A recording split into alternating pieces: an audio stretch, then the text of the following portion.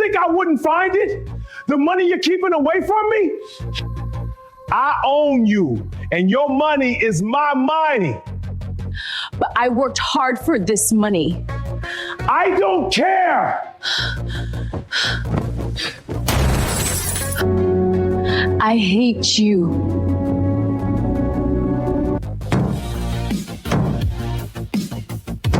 Are you expecting anyone? No, I'm not.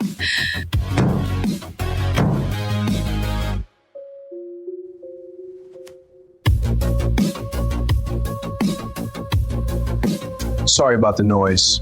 Movie night, you know how it is.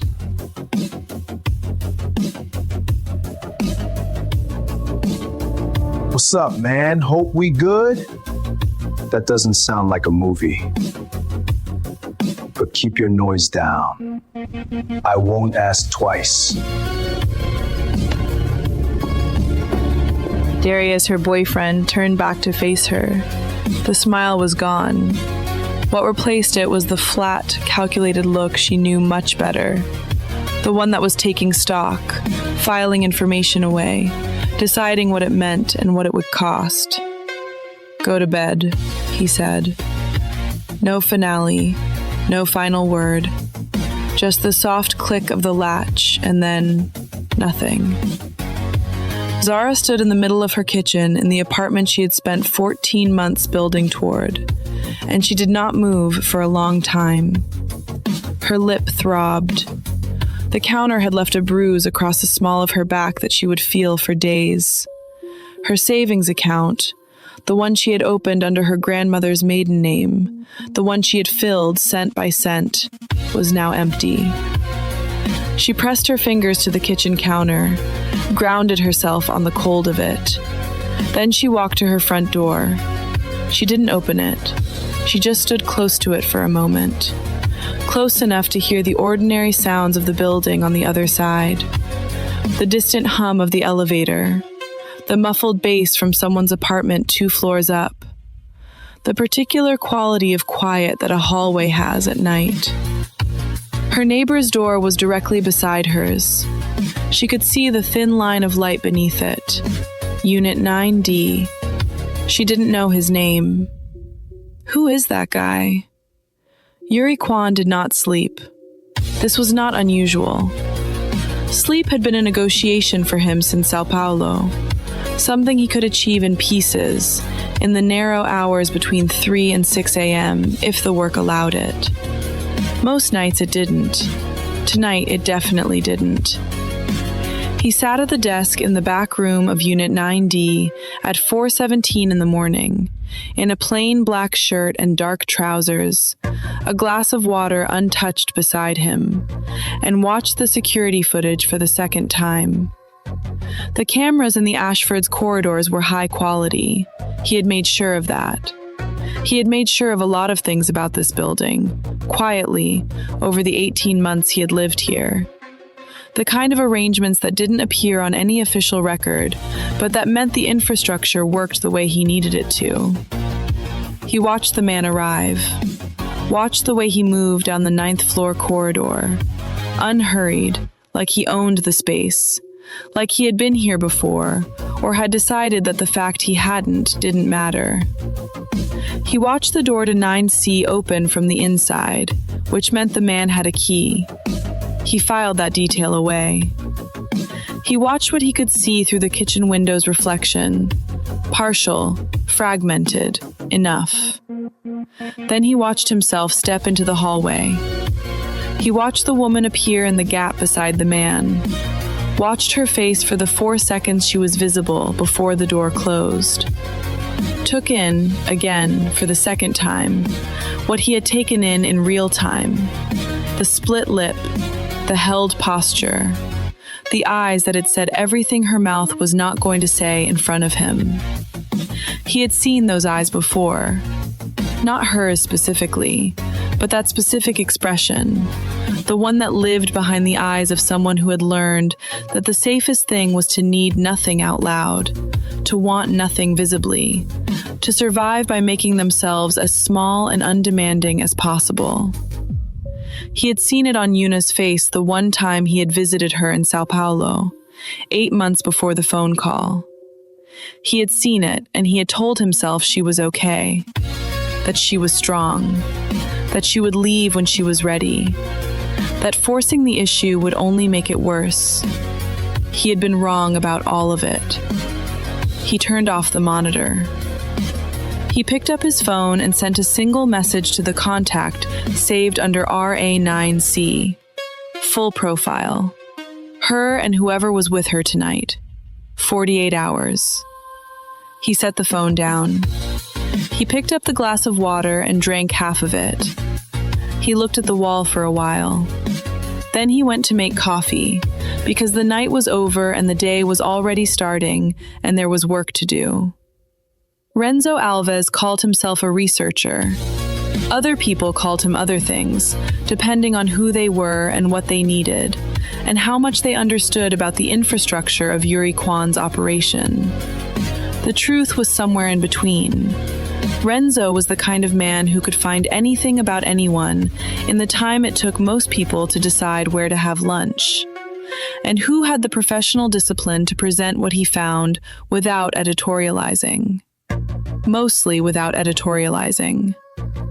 He laid the folder on Yuri's desk at 6:47 p.m. on the second day. Yuri was on the phone. He finished the call, set the phone down, and opened the folder. He read for 11 minutes without speaking. Zara Collins, 27, freelance interior designer. Portfolio attached, and Renzo had included it because it was, by any measure, exceptional. The kind of work that reflected someone who saw spaces differently than most people did, who understood proportion and color and the way light moved through a room. Client list growing, income modest but stable, social media presence minimal, which, Renzo had noted in the margin, had not always been the case. She had been more visible online 2-3 years ago. Then the activity dropped off sharply. No family nearby. Mother deceased 2 years prior. Ovarian cancer. 8-month decline. Father estranged. Last known address, Shreveport. No recent contact. A small circle of friends in Houston who, cross-referenced against her phone records from the past 18 months, she had largely stopped responding to. The hidden savings account Renzo had traced through a secondary bank she had opened under her grandmother's maiden name. 14 months of small, irregular deposits. The account balance as of 48 hours ago, 0. He turned the page. Darius Webb, 31, sales manager at a mid-size logistics firm in the Galleria area. 2 prior domestic disturbance calls, both to the apartment he and Zara had previously shared. Both dropped within 2 weeks of being filed. Both with Zara listed as the complainant, who subsequently declined to cooperate. Outstanding debts across 3 credit lines totaling just under $40,000. A pattern of financial behavior that Renzo described in the margin as sloppy and damning, which, for Renzo, was practically a headline. 1 dependent, a mother in Beaumont, dialysis twice weekly. The bills ran through Darius's account. Yuri read that detail twice. He closed the folder. Renzo waited. He had worked for Yuri for 6 years, and he had learned, in that time, that the waiting was part of the job. Yuri processed things in a particular way, thoroughly, quietly, without announcing his conclusions until he had stress-tested them from every angle. Renzo had seen him sit with something for a week before making a move. He had also seen him decide in 30 seconds and be exactly right. She doesn't need to know any of this, Yuri said finally. Renzo nodded. He had expected that. And Webb? Not yet. Yuri stood, moved to the window, looked out at the Houston skyline, doing what it always did at dusk, burning copper and amber and a particular shade of violet that he had never seen in any other city. He'll come back. Men like that always come back. When he does, we'll know. And until then? Yuri didn't answer immediately. He was thinking about the way Zara Collins had appeared in the gap of her own doorway. The specific quality of her stillness. Not passive, not defeated. Something more complicated than that. She had been calculating, in real time, how to get through the next 5 minutes without making things worse. That was not the behavior of someone who had given up. That was the behavior of someone who was still fighting, in the only ways available to her. Until then, he said, nothing direct. He held the elevator on a Thursday morning. She was rushing, arms full of fabric samples and a portfolio case, and a coffee she was somehow balancing with 2 fingers. And she hit the lobby button and the doors started to close, and he put his hand out and they opened again. She looked up, registered who it was. Something moved across her face. Not quite recognition, not quite something else. Complicated. Thank you, she said. He nodded, pressed the lobby button again, stood at the back of the elevator and looked at his phone for the duration of the ride. When the doors opened, he stepped out first and held them. She passed him without another word. He watched her cross the lobby, efficient, purposeful, the portfolio case shifting on her shoulder. And then he turned toward the parking structure. That was all. That was enough. The grocery bags were 4 days later.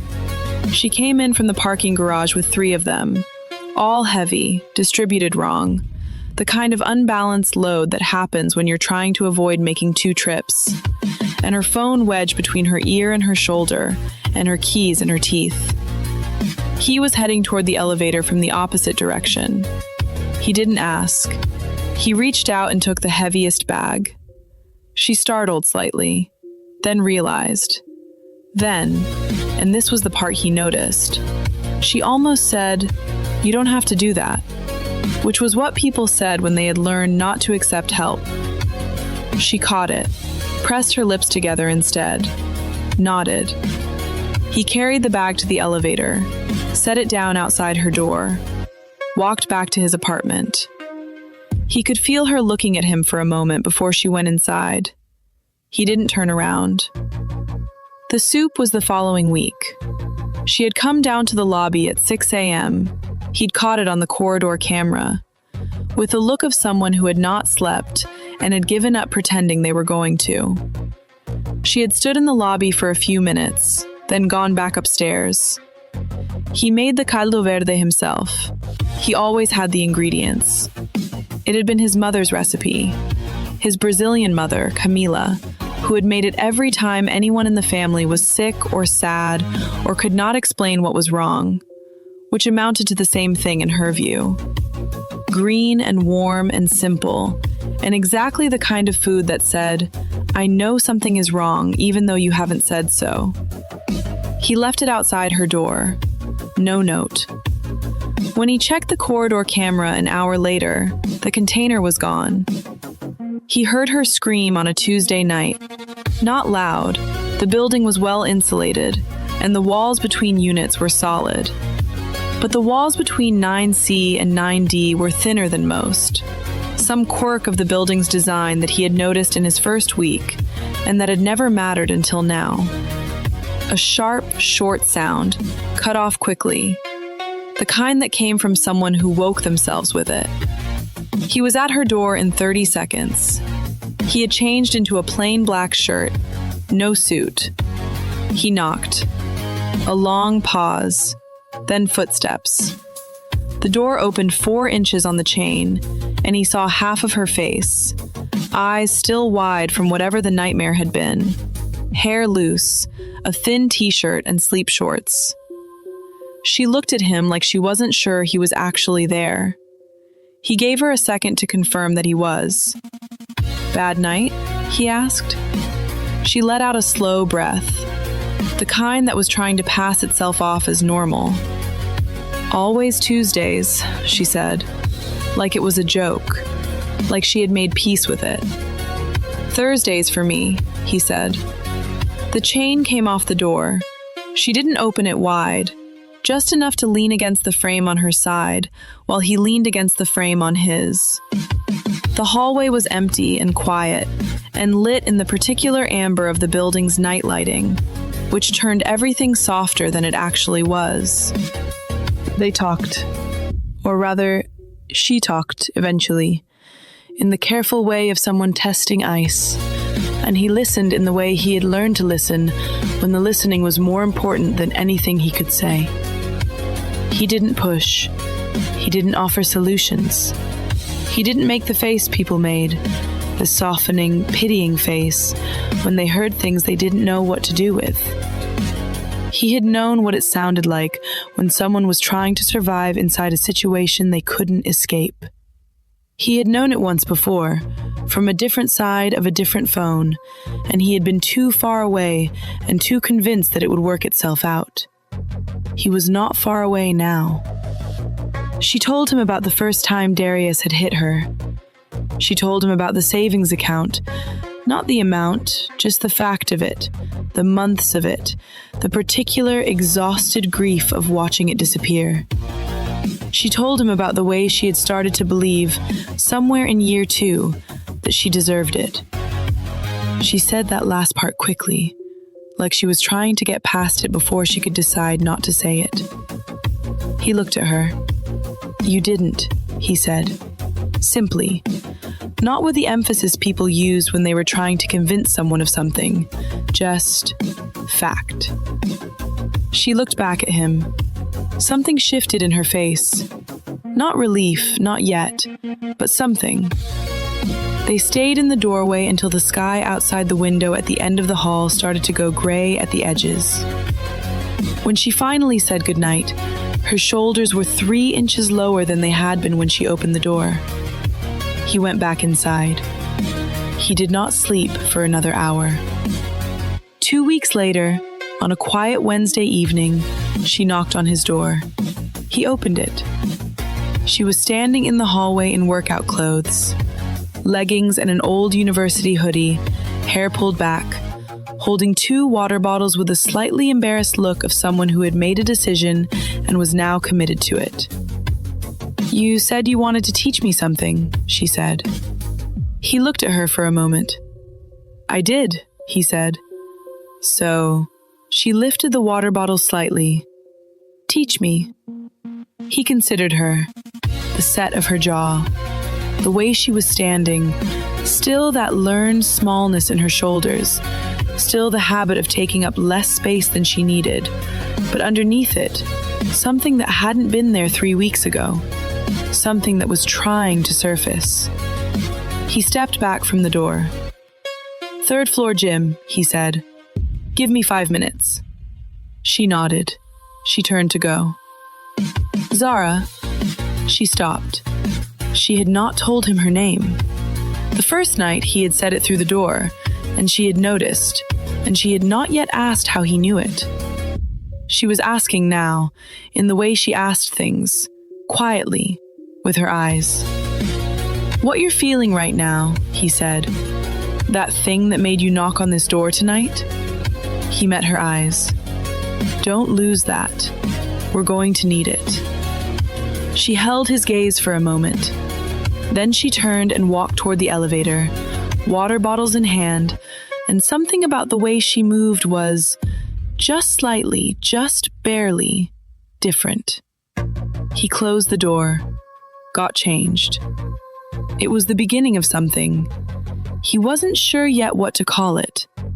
He was sure it was necessary. And he was sure, for the first time in a long time, that this time he was not going to be too late. The 3rd floor gym at the Ashford was small and well-equipped and, at 7:30 on a Wednesday evening, completely empty. Zara stood in the middle of the mat and felt immediately ridiculous. She was wearing leggings and a university hoodie that was 2 sizes too big, and her old cross trainers. And she had pulled her hair back twice because the first attempt hadn't held. and she was standing in front of a man who moved like he had been born knowing exactly how much space his body occupied, which was the opposite of how she felt in her own skin at this particular moment. Yuri had changed into dark training clothes. No suit, no watch. He looked different without the suit. Not smaller, not less, just more. She wasn't sure how to finish that thought, so she stopped trying. He looked at her, standing in the middle of the mat. "Have you ever trained before?" he asked. "Does a Zumba class in 2019 count?" "No." "Then no." He almost smiled.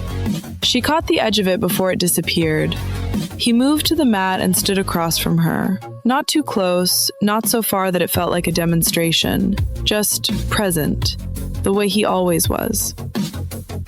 "Here's what I'm going to teach you," he said. "Hapkido, Brazilian Jiu-Jitsu. One is about redirecting force, using what someone brings at you against them. The other is about what happens when someone gets close, when they're already on top of you, when the distance is gone." He paused. "Both matter for what you're dealing with." Zara nodded. She understood what he wasn't saying, that he had looked at her situation specifically, at the specific shape of the danger she was in, and chosen accordingly. "First thing," he said, "your stance." He showed her. Feet shoulder-width apart, weight slightly forward, hands up but loose. Not clenched, not braced, just ready, natural. Like a conversation, not a wall. She tried to replicate it. "You're standing like you're waiting to be hit," he said. She blinked. "What?" "Your shoulders, you're already pulling them in." He said it matter-of-factly, not unkindly. "You've been doing it for a while. It's a habit. We're going to break it." She straightened, consciously pushed her shoulders back. "Better," he said. "Now, again." The first session lasted 45 minutes and covered almost nothing. Stance, basic footwork, one deflection drill that she got wrong 8 times before she got it right once. By the end, she was sweating and slightly embarrassed, and her right wrist ached from where she had torqued it badly on the 6th attempt. "Sorry," she said on the 8th repetition, when her feet crossed and she stumbled. "Stop apologizing," he said. "I'm sorry." She caught herself, made a face. He looked at her steadily. "You made a mistake. Fix it. There's nothing to apologize for." "Apologizing is just... it's a reflex." "I know," he said. "That's why we're going to break that one too." She looked at him. He was serious. Not unkind, never unkind, she was learning, but direct in a way that left no room for the small performances of self-deprecation she had gotten so used to deploying. He did not need her to be smaller than she was. He was not reassured by it.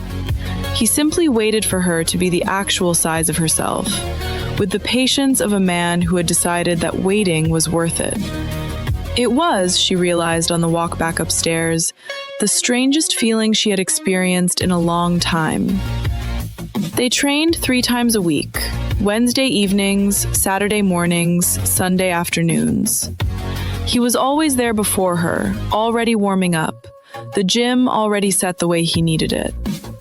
She started to notice the details, the way he moved through the space without wasted motion, the way he watched her with the particular attention of someone running calculations, the way he corrected without criticizing. One word usually. Wrist. Wait. Again. By the 3rd week, she stopped apologizing for mistakes. By the 4th week, she stopped flinching when he moved quickly toward her. The full body recoil she hadn't even known she'd had until it started disappearing. He noticed. She could tell by the way he didn't say anything. The particular quality of his silence when something had shifted, and he was logging it without making it into a moment. "You're thinking less," he said one Saturday, after she had redirected an approach correctly 3 times in a row without pausing to calculate. Is that good? It's the whole point. Your body knows what to do. We're just reminding it. She turned that over, reminding it. Like the knowledge had always been in her, and the training was just clearing the obstruction. Like she wasn't being built from nothing, but excavated from something. She liked that. She held on to it. Week 5. A Sunday afternoon, gray Houston sky outside the high windows, the gym quiet except for the sound of them on the mat. He was teaching her the hip throw, the mechanics of it, how to use someone's forward momentum and the pivot of her own hips to take their weight off their feet entirely. He had walked her through the motion slowly, in pieces, and now they were drilling it at half speed. She got the grip right. She got the pivot right. She felt his weight shift, that brief, extraordinary moment when the math of leverage and momentum resolved in her favor, and she pulled. His feet left the ground. Not by much, not for long, but they left the ground, and he hit the mat with the controlled thud of someone who knew how to fall, but had still, genuinely, been taken off his feet. For a full second, she just stared at him on the mat. Then she laughed. Not a polite laugh, not a surprised laugh. It came from somewhere in her belly, loud and genuine and entirely undignified, and it bounced off the gym walls, and she couldn't stop it and didn't try. Yuri looked up at her from the mat. She expected something neutral, the calibrated acknowledgement she had learned to expect from him, the good, or the again, or the single nod. Instead, something crossed his face that he didn't manage in time. Something open and a little undone and unmistakably warm. He looked at her laughing in the middle of the mat, hair coming loose from its band, chest heaving, hands pressed to her face like she was trying to contain it. And he didn't try to put any particular expression back in place. He just looked. Then he stood up, and they ran it again. It was a Wednesday, 6 weeks in. They had been working for an hour, and she was tired in the good way, the way that came from using her body deliberately, from demanding things of it and having it comply. Her hoodie was long gone, tied around her wrist. Her hair was a disaster. She didn't care. They were cooling down, both of them slightly breathless, her back against the wall and him a few feet away, towel around his neck. The gym was quiet. Houston had gone full dark outside the windows. She said it before she decided to. "You're the first person in years who's made me feel like I'm worth protecting." It came out plain, not dramatic, just true, the way things were when you stopped filtering them. Just the bare fact of something you had been carrying for a long time, set down. She felt him go still, not with discomfort, with attention. She kept her eyes on the window. "I know that's a weird thing to say, I just..." She stopped, shook her head slightly. "I spent 3 years being told I was the problem, that if I was better, easier, quieter, less, then things would be different. And I believed it. I actually believed it." She paused. "You look at me like I'm someone worth the effort. I hadn't realized how long it had been since anyone did that." The room was quiet for a moment. Then he moved. He didn't rush it. He crossed the space between them the way he did everything, with intention, without wasted motion. And when he was close enough, she could see the detail of his eyes, dark and direct, and warmer than she had initially understood them to be. He stopped. He lifted his hand and tucked a piece of hair back from her face. His fingers were light against her jaw. Then he kissed her. Slow, deliberate. The way a man kisses someone when he has been thinking about it for longer than he has been willing to admit, and has finally decided that pretending otherwise was taking more effort than it was worth. She kissed him back. It lasted a few seconds and felt longer than that. Not in a disorienting way, but in the way that moments do when they are actually significant, when your nervous system registers them differently from the ordinary movement of time. When she pulled back, She kept her eyes closed for a beat. When she opened them, he was looking at her the same way he had looked at her when she had made him laugh on the mat. Like she was something worth paying attention to. "Okay," she said. He almost smiled. "Okay," he agreed. 3 days later, Darius found her in the parking garage. She had been expecting it. Not on that day specifically, not in that specific hour, but she had known in the way you know things when you have spent years learning someone's patterns. He had been building toward it. The texts had escalated all week. Questions first, then accusations, then the particular cold silence that was always worse than the noise because it meant he was deciding something. She was heading to her car for a client meeting in River Oaks. Portfolio in hand, keys out, moving fast. He stepped out from the shadow between two parked SUVs. "You've been ignoring me," he said. She stopped, kept her hand on her keys. "I've been busy." "That's not an answer." She looked at him. He was dressed for work, his good suit, the charcoal one, which meant he had come here on his way somewhere else, which meant he had planned this. He thought he was calm. She could see the tension under it, the coil of something that hadn't been released yet, looking for its opening. "I think you should go," she said. He moved fast. He always moved fast. She should have expected it. She had expected it. His hand swinging up in the gesture that was half warning and half promise. The one she had seen 100 times. The one that said, "You pushed me here. This is your fault. You know what comes next." And Zara moved. She didn't think. That was the thing. There was no calculating, no freeze, no negotiation with her own body. She just moved, the way Yuri had been drilling into her for 6 weeks, the way that had gone from technique to reflex to something that now lived in her muscles rather than her mind. She stepped to the side. She caught his wrist with both hands. She turned her hips, pivoted, loaded, committed, and used the forward momentum he had thrown at her like a gift and redirected it, hard, into the concrete pillar 2 feet behind her. He hit it shoulder first. The sound was solid, the kind you felt in your back teeth. Darius stumbled, caught himself on the pillar, turned around, and Zara Collins was standing in the parking garage of the Ashford with her feet planted and her shoulders back. Genuinely, fully back. Not performed, not forced, just back. And her eyes completely clear. No flinch, no apology, no calculation about how to make the next 5 minutes survivable. Just her. Just the ground under her feet. Just the fact of what she had just done. Darius stared at her. She watched the shock move across his face, through it, past it, and settle into something she had never seen there before.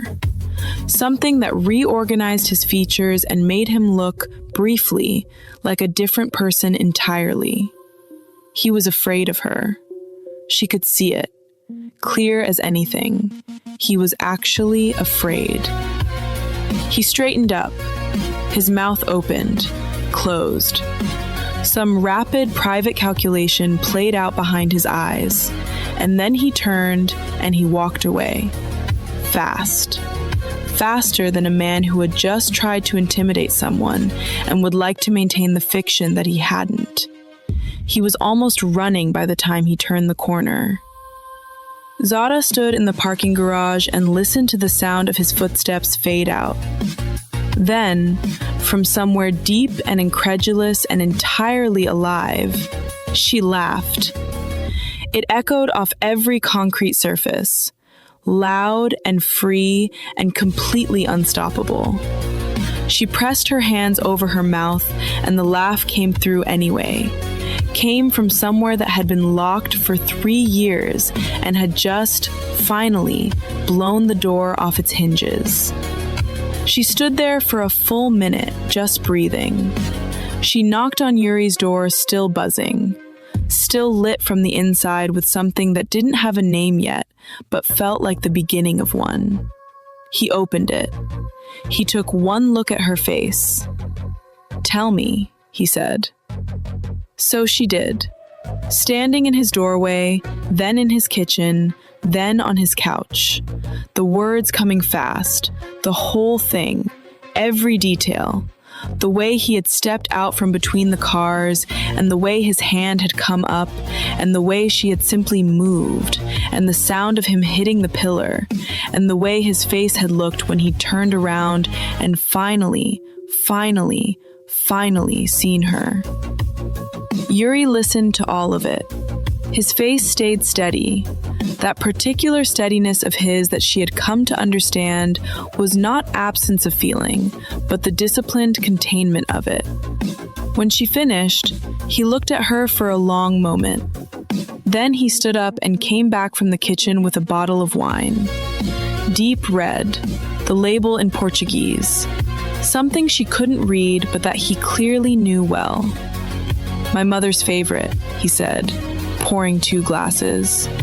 "For occasions that deserve something good." She took the glass, looked at him across the kitchen island. "He ran," she said, like she still couldn't quite believe it. "He ran," Yuri confirmed. She shook her head, laughed again, smaller this time, private. Then she set the glass down and looked at him seriously. "I need to say something." He waited. "I'm done with him, not trying to be done, not almost done, all the way done, whatever that takes." She held his gaze. "And I need you to know that what you did, the training, the soup, the doorway at 2 a.m, that wasn't nothing. You saw me when I had completely stopped seeing myself. I don't know how to explain what that did for me, but it was everything." Yuri looked at her for a moment. Then he set his own glass down. He kissed her again, slower than before, and with more certainty on both sides, and neither of them pulled back quite as quickly. When they finally separated, she rested her forehead against his briefly.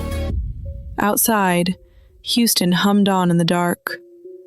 In the building, in the corridors, in the small machinery of cause and effect that neither of them could fully see yet, something was already moving. Darius Webb had run from a parking garage, and men like Darius Webb did not simply stay run. But that was tomorrow. Tonight, the wine was good and the storm felt distant, and Zara Collins was still breathing and still laughing, and entirely, finally, herself. The knock came at 9:43 on a Friday morning.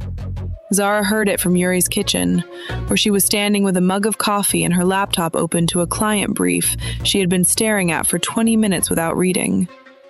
She had stayed over, not for the first time this week, and Yuri had left early for something he didn't explain and she didn't ask about, because she was learning the shape of him, and one of its features was that some things he carried alone until he had resolved them. The knock was not at Yuri's door. It was at hers, 9C, next door. She set the mug down. Then she heard voices in the corridor, more than one. She crossed to the front door of 9D and pressed her ear to it the way she hated herself for doing, the way she'd had to do so many times before, listening for the temperature of what was outside before she could decide whether it was safe to be in it. Darius's voice, and underneath it, lower, the murmur of other people, more than one other person. Her phone was already in her hand. She typed fast. "He's here, outside 9C. He brought people." She stared at the screen. 30 seconds. 40. Then, "Don't open the door. Stay in 9D." Then, 5 seconds later, I'm on my way up. She heard the elevator before she heard anything else. Then the corridor. Footsteps. One set, unhurried. The particular rhythm she had memorized without meaning to over 7 weeks of training sessions and doorway conversations and quiet evenings that had become the steadiest thing in her life. Then Darius's voice, sharper now, aware of something shifting. Who are... Step back. 2 words. Flat. Absolute. She opened the door of 9D 4 inches and looked through the gap. Yuri was in the hallway in a dark suit. He must have come directly from wherever he had been. No time to change, which meant he had moved fast to get here. He stood between Darius and the door to 9C like a wall that had chosen its position and was not interested in negotiating. Darius had brought 3 men. She didn't recognize any of them. Broad, deliberate, the kind of people you hired for their size and their willingness to use it. They fanned out slightly behind Darius, the way people did when they wanted to communicate numbers. Yuri looked at all 4 of them the way he looked at things he had already decided to resolve. Not with contempt, not with relish, just assessment. We're just here to talk, Darius said, still performing, still running the charm at a moment when it was clearly not the right instrument. To Zara, this is between us, man. You should step aside. No, Yuri said. You don't know who I know exactly who you are. Yuri's voice didn't change temperature. Darius Emmanuel Webb, 31, Galleria sales manager. You have outstanding debt across 3 lines of credit, 2 dropped assault charges, and a mother in Beaumont who depends on your income. I know considerably more than that, but we'll start there. Dead silence in the corridor. Zara watched Darius's face from the gap in the door. She watched the charm drain out of it completely. Not replaced by anger, not yet, but by something more unsettling. The particular blankness of a man who has just realized the room is a different shape than he thought. Who are you? Darius said. The last person, Yuri said quietly, who is going to tell you to leave. What happened next was fast. One of the 3 men moved first, the one on Darius's left, who was apparently either braver or less perceptive than the other 2. He stepped forward and reached out. Yuri was already gone from where he'd been standing. Zara had spent 7 weeks training with this man. She had felt his speed in controlled increments, carefully calibrated for a learning environment. She had never seen it uncalibrated. It was, she would think later, sitting with her knees pulled up on his couch trying to process it, like watching someone skip frames.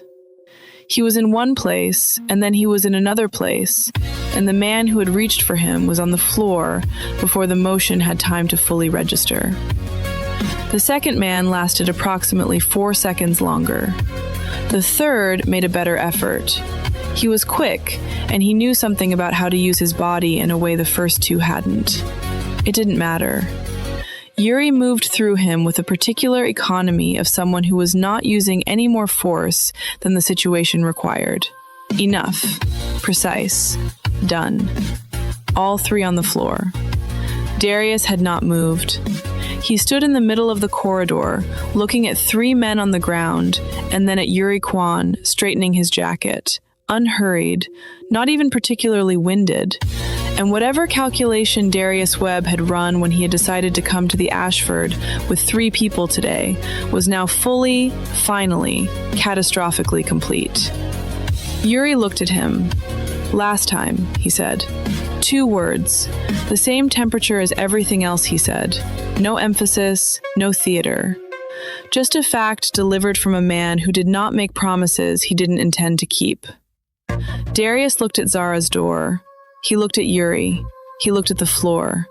Then he turned and walked to the elevator. Fast. The 3 men gathered themselves and followed in silence. The elevator doors opened, swallowed them, closed. The corridor was quiet. Yuri turned to 9D's door. Zara already had it open. She was standing in the frame looking at him, and she realized her hands were shaking. Not from fear, she understood distantly, but from the adrenaline of standing in the gap of a door for 3 minutes, watching the specific shape of the life she had been trying to escape from run out of options. "You okay?" he asked. "Yes." She looked at the empty corridor. "Are you?" He looked faintly surprised by the question. "Yes." She nodded. Took a breath, let it out slowly. "Okay," she said. "I need to pack a bag." "Okay." "I'm not..." She stopped, started again. "I'm not running. I just don't want to be in there tonight. I don't want to be alone in there tonight." "You don't have to be," he said, simply. She went into 9C and pulled a bag from the top shelf of the closet and packed it with the focused efficiency of someone whose hands needed something to do. Chargers, a week of clothes, her work drives, her good face wash. She moved fast, and she didn't look around at the apartment too much because she was not ready yet to have feelings about it, and she needed to get out before the feelings arrived. She came back into the corridor with the bag on her shoulder. Yuri held the door to 9D open. She walked in. That evening, Renzo called. Yuri stepped into the back room to take it.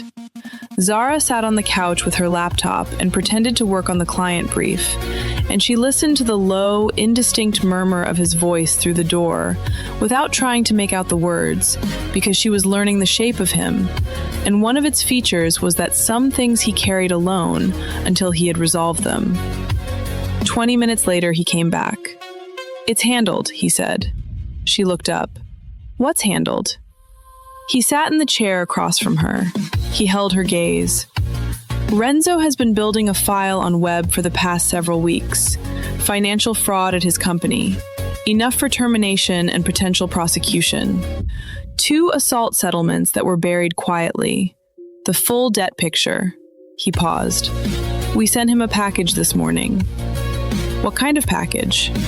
"The dossier, a bus ticket, a prepaid card, enough for 6 months of his mother's expenses, so she doesn't pay for his choices." He paused again. "And a card." Zara looked at him. "What did it say?" 4 words. He met her eyes. "This is the only offer." The room was quiet for a moment. "And if he doesn't take it?" "He'll take it," Yuri said. Not with bravado, with the simple certainty of a man who understood leverage. She looked at him for a long time. "You did all of this." "Renzo did most of it, Yuri." He was quiet.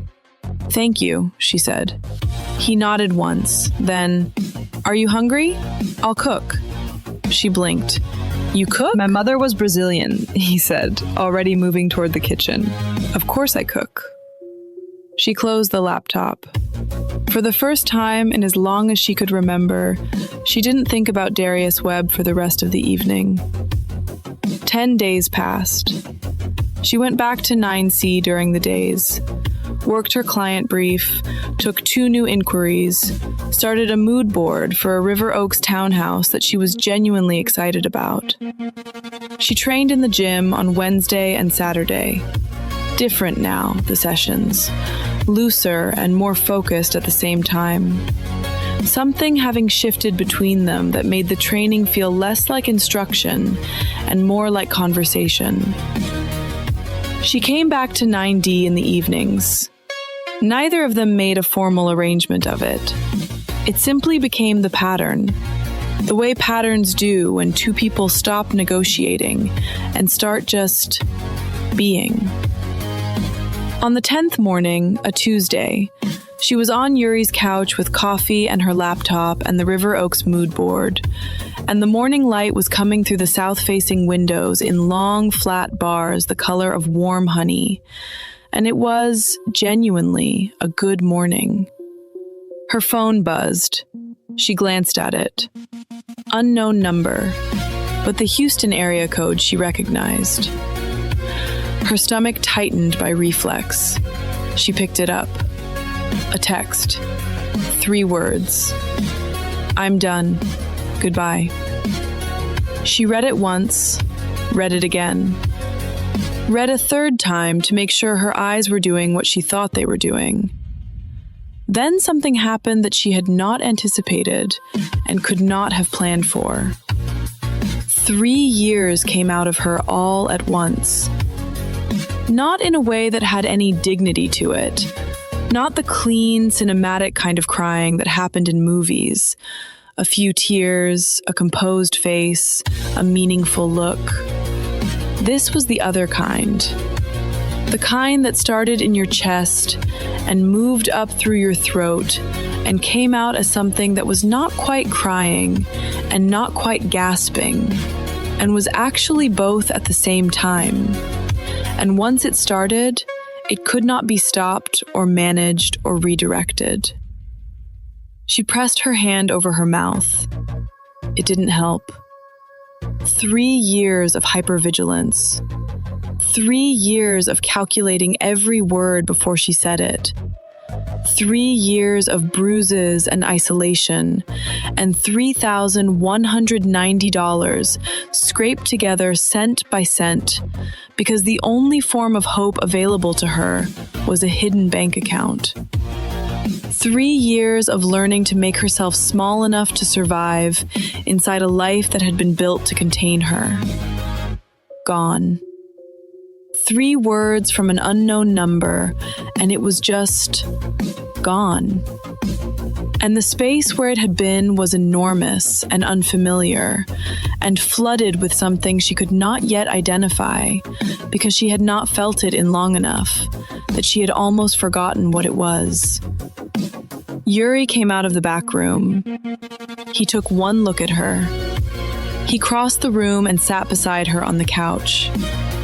He didn't say anything. He didn't reach for her phone to see what she'd read, didn't ask questions, didn't try to coach her through it or hurry it along or tell her it was okay. He just sat, present, steady, the way he always was. She cried until she didn't anymore. It took a while. When it was finally done, when she surfaced from it and could breathe in a straight line again, and the light through the windows was still honey gold, and the coffee was still warm enough to hold, she looked up at him. Her face was a complete disaster, and she didn't care at all. "It's over," she said. "It's over," he confirmed. She kept 9C. That was important to her, and she needed him to understand it, and he did, immediately, without requiring explanation. Her name on the lease, her key, the space she had bled 14 months to afford. It was hers, and it was going to stay hers. She repainted it in October. A warm terracotta in the living room that she had been thinking about since the day she signed the lease and had never let herself actually buy. A deep sage green in the bedroom.